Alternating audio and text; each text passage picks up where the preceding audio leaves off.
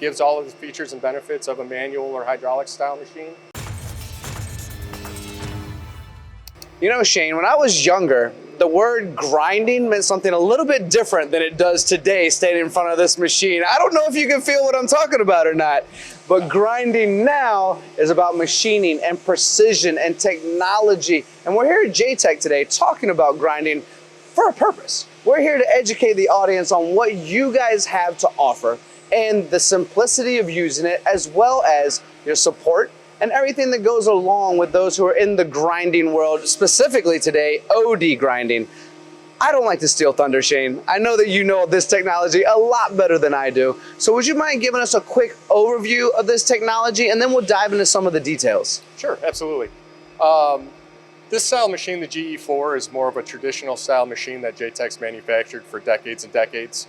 It's a T-shaped casting. It's a cast iron base, wheel head, foot stock, work head, all made out of the same casting material. We do that for thermal stability. Cast iron is great for vibration dampening characteristics. So we stick with what's worked for us in the past.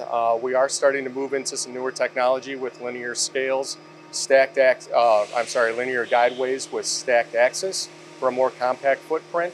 It helps us reduce our cost of manufacturing, as well as our customers' overall investment into the pieces of equipment. But floor space is very important to a lot of our customers. So getting the footprint a little more compact is really why we want to focus on getting into that particular area. But as far as the construction of the machine, 100% built in Japan. We control everything from the manufacturing of the casting all the way through the assembly process. We offer full turnkeys. We're able to do turnkeys here in Arlington Heights or our Wixom facility. So from the ground up, we're controlling the whole entire process.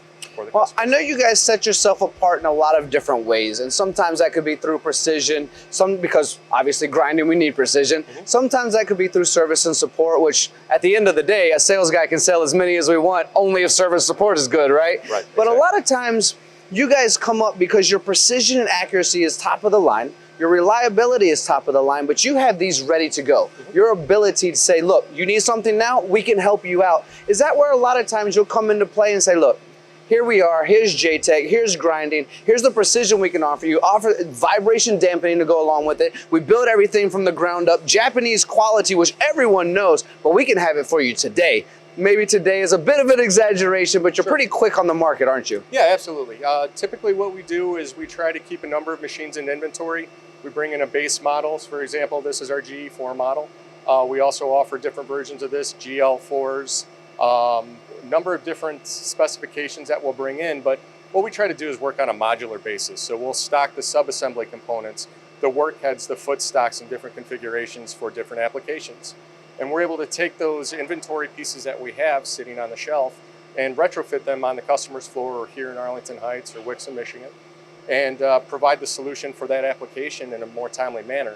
In a lot of cases, what we're looking for is getting our vendors to supply for example, an in-process gauge in a timely fashion, and we're able to field retrofit those. So we're able to take a full solution and get it in a more timely manner because we are stocking the machines themselves and have inventory of the sub-assembly components in various configurations for any types of applications that we come across. I like it, Shane. I like it a lot. Now, as an industry, we are promoting automation on a regular basis. We're promoting the upgraded softwares that we can do more, the friendliness of these softwares as well. And I want to go into your window-based software and how easy it is for someone to learn, but I also have to bring up these wheels right here, because we do have a generation of people that like the feel of a manual machine, or maybe we only have a couple of parts we need to run and not a big batch of jobs, right? So.